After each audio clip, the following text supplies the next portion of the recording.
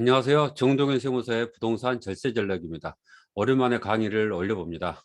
그동안 바쁜 것도 핑계도 있었고, 개정판 책을 내놓은 과정도 있었습니다. 근데 최근에 우리 2021년 11월 2일 중요한 얘기가 나왔습니다. 이 개정 보유기간 관련된 내용인데 아마도 많은 분들이 이제 해당 사항이 있으신 분들은 아마 기다렸지 않았을까라는 생각이 들어요. 상당히 이제 복잡한 내용이긴 한데, 일단 제가 강의 앞서서 이번에 개정판 나왔다고 그랬죠. 그래서 간단하게 책 소개를 해드리면 뭐 여기 보시면 될 것 같고요. 우리 고가주택 관련 내용도 제가 이제 살짝 다뤘습니다. 그래서 궁금하신 분들은 이 책 보시고 앞으로 제가 강의할 내용들도 이 책하고 관련된 페이지를 서로 연결하면서 강의를 할 거예요. 그래서 오늘 강의 내용도 마찬가지입니다. 그럼 본격적으로 강의를 해보면 우리 교재 페이지로는 페이지 243페이지 내용입니다. 여기 보시면 우리 1세대 1주택 비과세 보유기간이라는 표현을 좀 쓰고 있죠. 그래서 가장 올해 2021년 이슈가 됐던 부분이 이 보유기간 기산 자체, 보유기간 기산 자체의 원칙이 원래는 우리 취득일로부터 양도일이에요. 그리고 비과세를 받기 위해서는 2년 이상 보유, 2년 이상 거주를 해야 됩니다. 이제 거주의 경우에는 뭐 우리 2017년 8월 3일 이후에 취득한 분부터 적용 대상적인 경우에 해당이 되겠죠. 그래서 기본적으로 우리 보유 2년은 하셔야지 우리 비과세가 가능하다라는 거예요. 그런데 우리 앞에 교재를 보시면요. 다주택자의 경우에는 이제 개정이 됩니다. 그럼 반대로 여기에서 1세대 1주택자가 계속 유지했던 분들은 문제가 없겠죠. 그런데 이 다주택자가 순차적으로 주택을 양도를 해요. 그리고 최종적으로 1주택을 비과세 받고자 하는 경우는 어떻게 할 거냐. 우리 원칙은 뭐라고 그랬어요? 종전에는.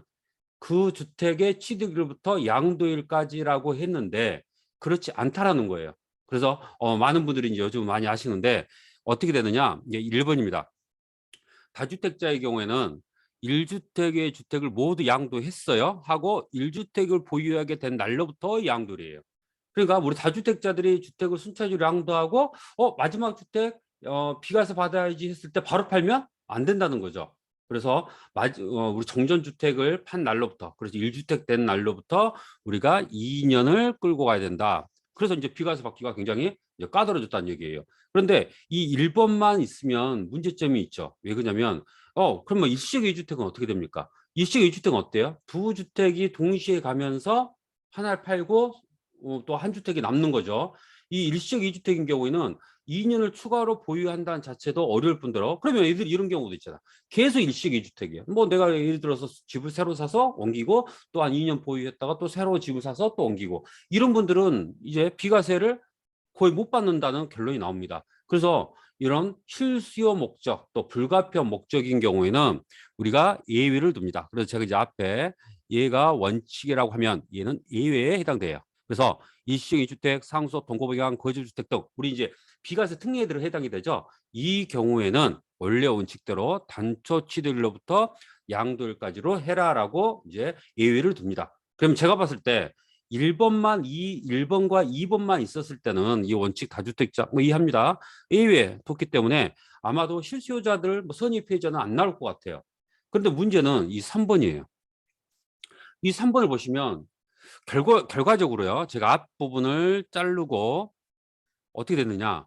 일시적인 2주택이에요. 그러니까 앞에 뭐 어쩌고 저쩌고 해서 일시적 2주택이 됐는데 어떻게 됐느냐?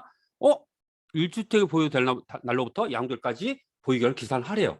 무슨 얘기예요? 다시 1번으로 돌아가는 거죠. 다시 원칙으로 돌아갑니다. 그러니까 2번에 3번은 2번의 예외에 해당되는 거예요. 그러면 일시적 2주택은 봐준다고 했는데 어떤 경우에 안 됩니까? 봤더니 제가 잘랐던 부분이죠.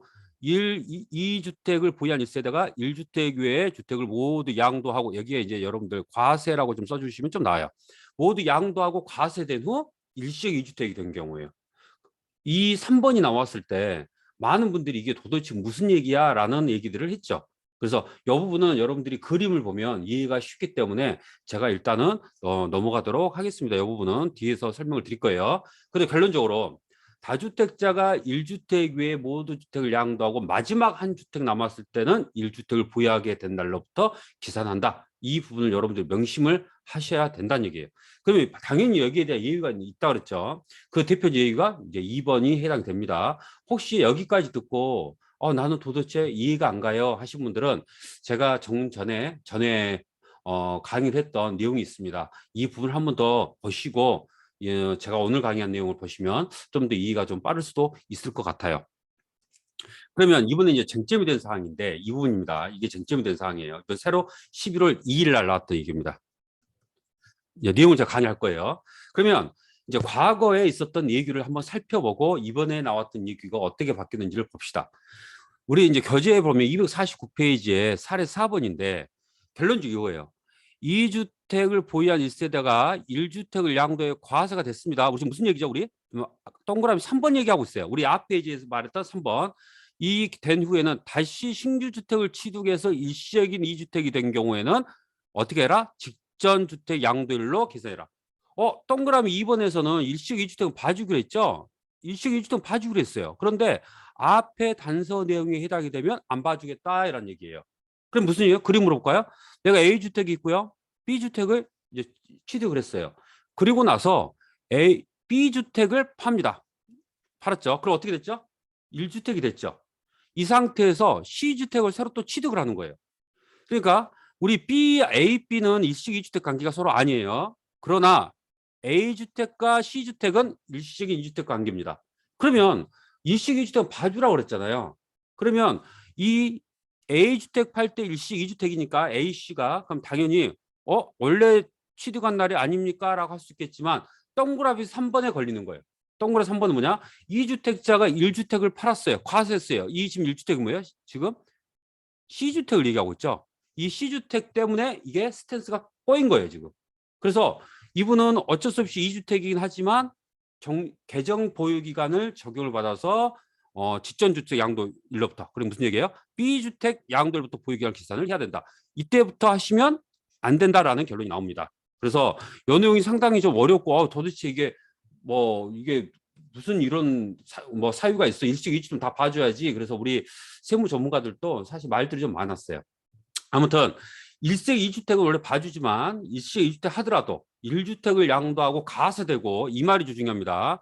과세되고 추가로 신규 주택을 취득해서 1식 2주택 된 경우에는 1주택이 된 날로부터 보유기간 기사한다. 이 내용 이해하셨죠? 그래서 이 내용까지만 해도 그래 알았어. 이제 1식 2주택도 예의가 있구나 라고 이해하면 좋을 텐데 이상한 얘기가 나왔어요. 이 얘기입니다. 이것도 이제 과거에 나왔던 얘기입니다. 이 얘기가 우리 248페이지 사례인데 무슨 얘기냐면 일시적인 2주택은 봐줄게. 하지만 앞에서 말씀드렸던 2주택자가 하나를 팔고 또 새로운 주택 사서 일식 2주택 된 경우에는 안 된다 그랬죠. 그런데 이 케이스는 뭐냐면요. 주택 보유세대가 일시적을 양도로 과세했어요. 여기가 좀 비슷하죠. 그런데 남은 주택이 일식 2주택이 된 거예요. 남은 주택이. 그러니까 순차적으로 집을 팔아서 일식 2주택 된 게 아니고 3주택자가 하나를 팔아서 남은 주택이 일식 2주택이 된 겁니다. 그럴 때 어떻게 해요? 당해주택의 취득일로 간다. 와, 이게 무슨 얘기야? 여러분들 이해 안 가시면 저 그림을 또 볼게요. A주택이 있고요. B주택을 취득했어요. C주택을 취득했습니다. 3주택이죠? 그리고 나서 이 C주택을 팔아서 과세가 됩니다. 그런데 A주택과 B주택이 일식 2주택 관계였던 거예요. 그랬을 때 A주택 팔 때 보유기가 어떻게 해라? 상식적으로 보면 여러분들 이때부터 가지 않나요? 할 수 있겠지만 이 예규에서는 이때부터 가라라고 예규가 나왔어요. 그래서 이 예규가 나오면서 말들이 많았죠. 왜? 여러분들 앞에 한번 볼까요? 앞에 사례를 보시면 이분 같은 경우에는 이 사례의 경우에는 어때요? 이 A주택 팔 때 이 B주택 팔고 과세된 시점부터 가죠? 이 당초 시점부터 가지 않아요. 그러면 이 사람이 이걸 알았다면 어떻게 했을까요? C주택을 먼저 샀으면 비과세 정정기적으로 갈 수 있었습니다. C주택을 먼저 샀다면. 왜? 사서 B주택 팔았죠? 그러면 A주택과 C주택이 어떻게 돼요? 방금 여기서 나왔던 남은 주택이 일식 2주택이 된 상태가 돼버려요. 그래서 이 얘기가 나오고 나서 많은 분들이 이건 또 뭐야 라는 얘기들을 했었죠. 근데 얘기가 나왔죠. 그래 나와서 이제 이렇게 됩니다. 다주택자가 일주를 양도하고 당초 남은 주택끼리 일식 2주택이면 정정 규정대로 가십시오라고 이제 많은 분들이 해석을 하는 거예요. 세무전문가들도 주장 이제 예를 들어서 이렇게 설명을 해주고 그래서 이 얘기를 뭐 이해를 못하신 분들이 이제 많았는데 이제 아니라 다를까 이제 뭐 언론 기사에서 이걸 일부에서 비판한 거죠.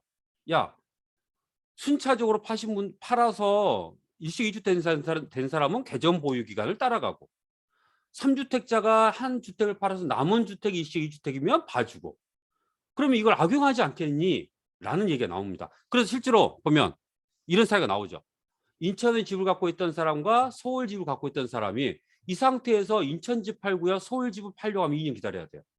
그런데 이 사람이 머리를 굴립니다. 이제 이런 부분들을 세무 전문가들이 많이 유도를 한 부분이 있죠. 원주 주택을 일부러 사는 거예요. 그래서 3주택 아예 만들어 버려요. 그러고 나서 어떻게 해요? 인제집을 팔아요. 어차피 인제집은 과세거든요. 그러고 나서 원주집과 서울집을 남은 주택으로서 일시이주택을 만들어 버립니다. 그러면 어떻게 돼요? 개정 보유기는 안 따라가요. 그래서 우리가 이 언론 기사에서 뭐라고 그랬어요? 황당절세법이다라는 얘기를 했었던 거죠.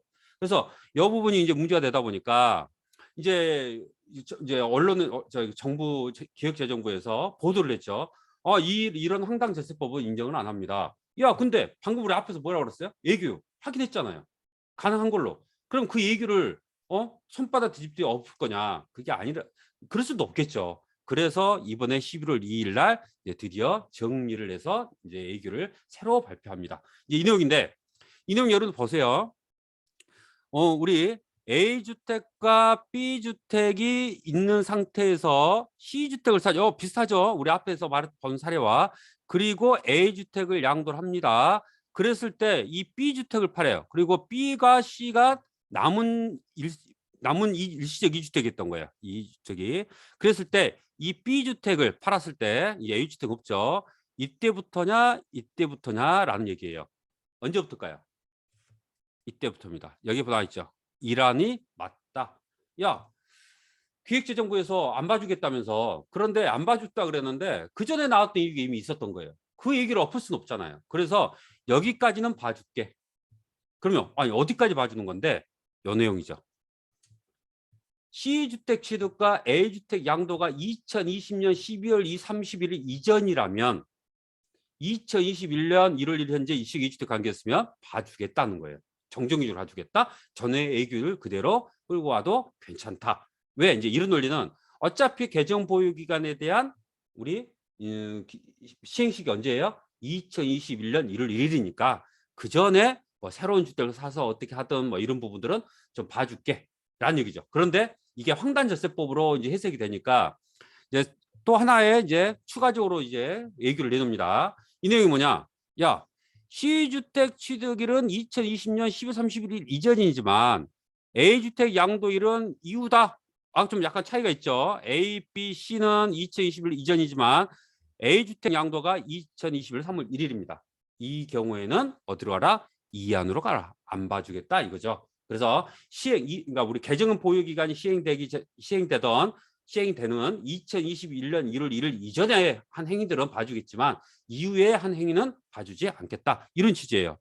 뭐 이해 가시죠? 그래서 C주택 취득은 2020년 10월 31일 이전이고 A주택 양도가 2021년 1월 1일 이후라면 이런 경우에는 원래 이제 정전주택 양도일로부터 이때부터 가라라고 이제 정리를 한 겁니다. 그러면 이런 경우에 지금 지금 올해 다 갔습니다. 2021년 다 갔어요. 그러면 이 얘기가 나오기 전에 이렇게 A주택 팔았는데요. 올해 어떻게 합니까?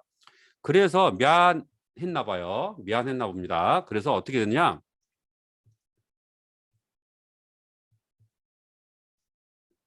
이제 단서를 이제 답니다. 단서를 달아서 어떻게 됐느냐? 해당 회신 내용은 먼저 취득한 주택 가로를 보시고요. 해당 회신을 이후로 양도한 부분부터 적용한다라고 돼 있어요. 그럼 무슨 얘기예요? 지금 이 A주택을 양도를 하고 B주택 양도를 했죠. 근데 이 사람은 이 A기는 회신이 언제 졌어요? 11월 2일 날 된 거예요. 그래서 11월 2일 날 됐기 때문에 이 양도가 4월 1일 날은 지금 회신일 전에 이미 양도하신 분이죠. 이런 분들은 이 A주택 양도로 가지 말고 이때부터 가라라고 다시 약간 예의사항 듭니다. 그래서 우리 사례 앞에서 봤던 사례의 경우에는 이제 너무 얘기가 늦게 나오다 보니까 선의의 피해자들을 막기 위해서 최소한 이제 B주택의 양도일이 2021년 11월 2일 이후인 경우에는 이후에는 이제 이안. 그래서 이때부터 가는 거고요. 이 그림에서 같이 2021년 4월 1일이라면 회신 전이죠. 이때는 이 A주택 취득일로로 가라. 이런 얘기입니다. 그래서 여러분들이 이 사례 1번과 2번은 좀 비교를 해서 보시기를 바라고. 그럼 사례 3번 어때요? 여기 이제 사례 세 번째입니다. 세 번째인데 이 경우에는 보면 C주택 취득일 A주택 양도일 모두 언제예요? 2021년 1월 1일 이후에요. 그럼 여러분들이 이제 이때는 눈치를 챘겠죠. 이때는 봐준 게 없습니다. 그래서 이 경우에는 이제 황당절세법이라고 이제 아예 찍는 거예요. 그래서 이 황당절세법은 인정을 안 하겠습니다. 그래서 이 경우에는 예외사항 없이 A주택 양도일이다. 이 B주택이 보유인 계산할 때 이 A주택 양도일로부터 계산해야지 이때부터 계산하시면 안 된다라는 얘기예요. 그래서 이제 결론적으로 보면 C주택과 A주택 양도가 2021년 2월 이후라면, 그러니까 우리가 소위 말하면 최근에 언론에 나왔던 황당절세법이에요. 이런 경우에는 무조건 개정세법 따라가라 라는 얘기입니다. 그래서 제가 이제 정리를 해보면 이렇게 이제 정리가 되는 것 같아요. 여러분들이 이제 다주택 상태에서 마지막 1주택이 됐어요. 그랬을 때 개정 보유기간 가느냐 아니면은 정정 기준으로 가느냐, 이 차이점은 바로 직전에 팔았던, 그러니까 우리 1주택 되기 전에 직전에 팔았던 주택이 과세였느냐 비과세였느냐를 잘 따지셔야 돼요. 만약 과세였다면 이 직전주택 양도일부터 스타트하는 거고요. 직전주택 양도가 비과세였다면 당초 취득으로 가시면 됩니다. 제가 봤을 때는 이제 그 외의 예외사항은 없어졌다라고 보시면 될 것 같아요. 그러면 여기서 이제 끝내지 않고 제가 이제 그동안에 쟁점 사항이 됐던 몇 가지가 있어요. 그래서 모르시는 분들 위해서 다시 한번 정리합니다. 일단은요, 여러분들 이 개정 보유 기간은 언제 시행됐다 그랬죠? 2021년 1월 1일부터 이제 시행이 됐습니다. 그런데 내가 시행되기 전에 미리미리 주택을 처분해서 1주택 만들어 온 사람은 어떻게 합니까? 미리 절세를 하기 위해서 이런 분들을 좀 봐줘야겠죠. 그래서 여러분들 2021년 1월 1일 현재 1주택만 보유한 경우에는 개정 보유기간 적용하지 않고 그러니까 리셋이 됩니다. 그러니까 직전에 내가 뭐 주택이 과세였는지 비과세였는지는 따질 필요가 없다. 이제 결론이 이렇게 되는 거예요. 그래서 제가 이유사항 제외한다라고 돼 있고요. 두 번째, 이제 이것도 최근에 나온 거예요. 11월 2일 날. 이 얘기는 여러분들 한번 읽어보십시오. 궁금하신 분들은. 이거 마찬가지예요. 뭐냐면 야, 그러면 2021년 1월 1일 현재 1주택만 봐주는 거야? 만약 예를 들어서 내가 정리를 해서 2021년 1월 1일 현재 만약 일시적인 2주택이었다면 어떻게 해줄 텐데, 마찬가지로요. 2021년 1일 현재 일시적 2주택 되는 경우에도 해당 주택의 당초 취득일이다. 그래서 봐주겠다 이런 얘기가 봐주겠다. 그러면 결론적으로 이렇게 되겠네요. 결론적으로 개정된 보유기한 적용은 2021년 1월 현재 다주택에 한해서 적용합니다. 그래서 1세대 1주택이나 2021년 1월 현재 일시적인 2주택에 해당이 되는 1세대 1주택이나 일시적인 2주택에 해당이 되는 경우에는 제외를 하기 때문에 정전대로 가시면 됩니다. 이제 결론은 어떻게 되겠어요? 그러면 2021년 1월 1일 현재 일시적인 2주택이 아닌 2주택 이상자들은 이제 개정 보유기간 따라가셔야 되겠죠. 그래서 기존에 내가 팔았던 주택이 과세였는지 비과세였는지 이런 부분들을 여러분들이 꼭 확인하시고요. 그래서 또 많은 분들이 이랬죠. 야, 그래? 매매를 하게 되면 이런 기준 적용받는단 말이야? 그러면 내가 매매를 하지 않고 증여나 용도 변경, 세대 분리를 하면 어떻게 되느냐? 이제 또 이런 얘기를 합니다. 그래서 이제 정부에서도 알았어요. 증여로 빠져나가는구나. 그래서 2021년 2월 17일 이후에 증여나 용도 변경한 부분부터는 어떻게 한다? 개정 보유기간 또 따라갑니다. 여러분들 증여했다 그래서 이제 나는 매매한 게 아니니까 괜찮겠지라고 생각하시면 이제 안 된다는 겁니다. 또 요즘 최근에 이거 잘못하고 계신 분들이 상당히 많아요. 그럼 세대 분리는요? 이건 괜찮습니다. 세대 분리는 예외적으로, 예외적이 아니죠. 세대 분리 자체는 증여나 매매나 용도 변경은 성격이 아주 다르기 때문에 세대 분리는 괜찮습니다. 그래서 아무튼 우리 양도 외에 증여나 용도 변경도 똑같이 여러분들이 취급을 하셔야 된다. 그럼 용도 변경의 대표적인 이거죠. 여러분 뭐예요? 만약 오피스텔을 주거용으로 사용했었는데 이거를 업무시설을 바꿨다든지 이런 경우도 용도 변경에 해당됩니다. 그래서 이런 부분들 여러분들 착각하지 마시고요. 그다음 이것도 많이 이슈가 되는데, 야, 그러면 적용 대상 지역의 2년 보유는 알겠어. 그러면 우리 거주도 다시 해야 됩니까? 라는 얘기예요. 거주도 2년 채워야 됩니까? 그런데 이 부분 좀 가혹한 것 같아요. 내가 예를 들어서 이미 2년 거주를 채웠는데 다른 데로 뭐 이사를 갔어요. 그런데 다시 이 개정 보유 기간이 적용이 됨으로써 다시 거주해야 되느냐 이런 문제가 발생하겠죠. 그런데 이제 우리 세법에서 어떻게 돼 있어요? 적용 대상 지역에 해당되는 경우에는 어떻게 해라? 여기에 나와 있죠. 거주 기간도 적용이 된다. 자, 이라고 한 겁니다. 그래서 상당히 이제 가혹한 내용이지 않나라는 생각이 이제 들어요. 근데 이제 여러분들 아니 여러분들 거주 기간은 거주 요건은 어떤 분들이 해당이 되는 거죠? 적용 대상 지역에 2017년 언제예요? 8월 3일 이후에 취득한 사람들이죠. 근데 이전에 이미 취득하실 분들은요. 해당 사항이 없겠죠. 그래서 보유 기간만 2년 더 채우시면 됩니다. 그런 분들은 여기에서 거주 기간을 더 채우신 분들은 적용 대상 지역에 2017년 8월 3일 이후에 취득한 분 이런 분들이 이제 해당이 된다는 얘기예요.